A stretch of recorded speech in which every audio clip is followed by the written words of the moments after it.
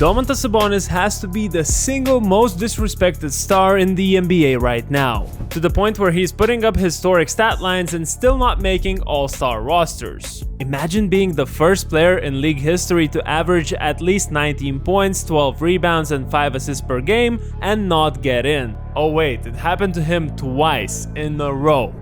Yeah. In a league that claims stats don't lie, we sure have a weird way of ignoring one of the best big men in the game right now. This year, Sabonis is averaging around 20 points, 14 rebounds, and 6 assists, shooting a ridiculous 60% from the field, and shockingly 45% from 3. Of course, teams are sagging off him, but he still has to knock down shots. So going from a near non-factor from deep to 45% is an insane improvement. On top of that, he's had multiple 28 rebound games this season, one against Boston in January and another one against the Pelicans in February. If you told me a center in the mid-2000s was putting up these kind of numbers, I would assume he was an automatic all-star if not MVP talk. So how is Domantas Sabonis missing out on consecutive all-star appearances despite raising his game to the new heights? It's not like he hasn't made all-star games before. He was an all-star in 2020, 2021, and 2023. Yet somehow, these last 2 seasons, when his stats are arguably even better, he's nowhere to be found on the rosters.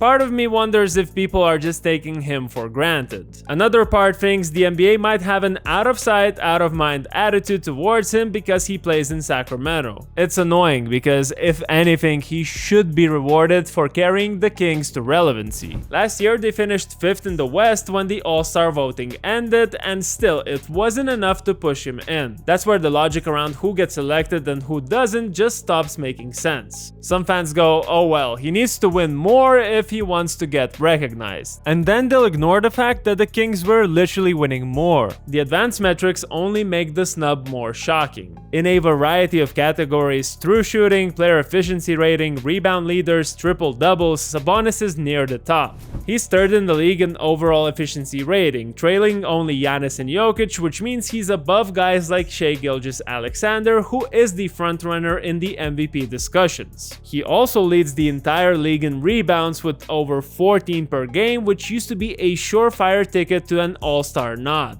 especially if you had good scoring numbers to pair with it. His true shooting percentage is over 66%, which puts him in the top handful of players. He's even ahead of Nikola Jokic in effective field goal percentage, shooting about 64 to Jokic's 63. And Jokic is an MVP candidate this year, so that's no small stat. Then there's the triple-doubles. Sabonis is 3rd in the league with 8 triple-doubles behind only LeBron James and, again, Jokic. So basically, leader in boards, top 5 or so in advanced stats, top 3 in triple-doubles, yet still not an all-star. If that doesn't say most disrespected star, I really don't know what does. Now, let's look at possible reasons for the disrespect. One massive factor is that Domantas Sabonis plays the same brand of basketball that Nikola Jokic has redefined in these last few years. Jokic is a generational passing big man, dropping near 30 points a night and revolutionizing how we see the center position. So any other big man with top-tier passing gets automatically compared to him. That's especially the case when those players are European, so Sabonis gets labeled as quote-unquote Walmart Jokic and Alperen Şengün as the Temu version. Funny in a meme sense, but it just diminishes how good Sabonis and Şengün are. If Jokic didn't exist, we would be praising Sabonis as the best passing big man in the league, a guy who can facilitate from the elbow, drop 20 a game, and rebound like crazy. Jokic's existence, however, makes everything Sabonis does appear a notch or 2 below. No matter how many dribble handoffs or pinpoint passes Sabonis delivers, it's overshadowed by Jokic's triple-doubles or bigger point totals. So we all shrug and say, well, he's not Jokic, but that's a ridiculous standard to hold him to. The small market dynamic absolutely hurts him too. Sacramento is not exactly a marketing hub, and the Kings have been an afterthought for so long that people's eyes glaze over when you mention them. The mainstream conversation does revolve around big market players or guys with massive highlight reels or flamboyant personalities. Sabonis is basically the opposite of all that.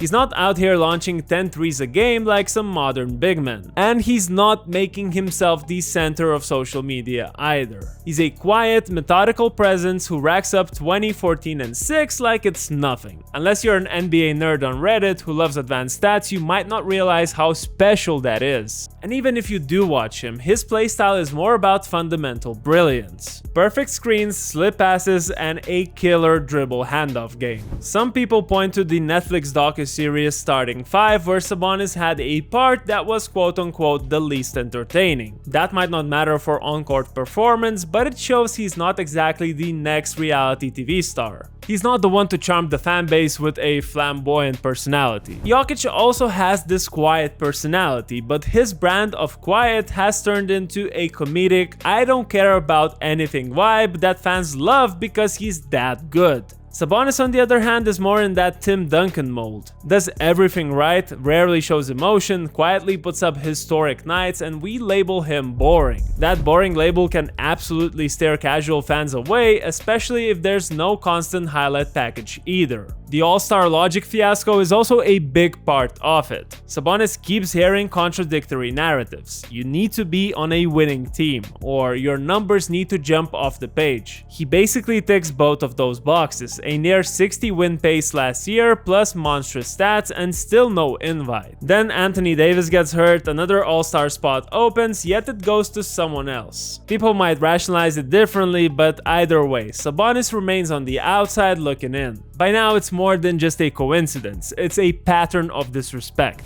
Interestingly, this lack of hype also extends to Sabonis' international play. Just like myself, he is from Lithuania, and you might guess that means he's automatically the man in FIBA tournaments. But his stats do drop. He really hasn't found the same success with the Lithuanian national team, partially because they don't revolve everything around him, and partially because FIBA's game structure is different. He thrives in an NBA-like environment where the spacing, pace, and system are built for big men who can pass and score from the elbow. In FIBA games, the court is smaller, there's no defensive 3-second rule, and he often shares the court with now his teammate on the Kings too, Jonas Valanciunas. Essentially, the spacing is just terrible. And if you're not funneling the offense through him in a slower FIBA setting, he's not going to explode for a 2014-6. That in turn leads some fans in Lithuania or internationally to question whether he's truly that good, when in reality it's just that the national team can't or won't replicate the Sacramento blueprint that elevates Sabonis. If you watch how Sabonis runs Sacramento's offense, it's clear they built a system that uses him as a hub. Dribble handoffs, pick and rolls, post-ups where he can pass out or score, and an improved 3-point stroke. He basically is the reason the Kings can be elite on offense without needing multiple 25-point-per-game scorers. Even though they're not a star-studded roster, they keep up with some of the better offensive teams in the league, largely thanks to Sabonis' all-around skill. You just cannot take that for granted. If we talk about top 20 players by influence in the NBA, there's no way you can ignore someone like Sabonis. I mean, it's almost comedic to talk about how he's the most underrated guy given his insane resume, but here we are. Regardless, he's overshadowed, unappreciated, and disrespected. The sad part is he might remain that way unless the Kings suddenly become a top 2 seed or make a deep playoff run, forcing the basketball world to take notice. But you shouldn't really need a Western Conference Finals appearance to appreciate a guy who's statistically among the top of the league. And that's why I call him the most disrespected star in the NBA today. So let me ask you, what else should Sabonis do to earn his respect? Or perhaps you disagree with my passionate take and think he gets enough recognition.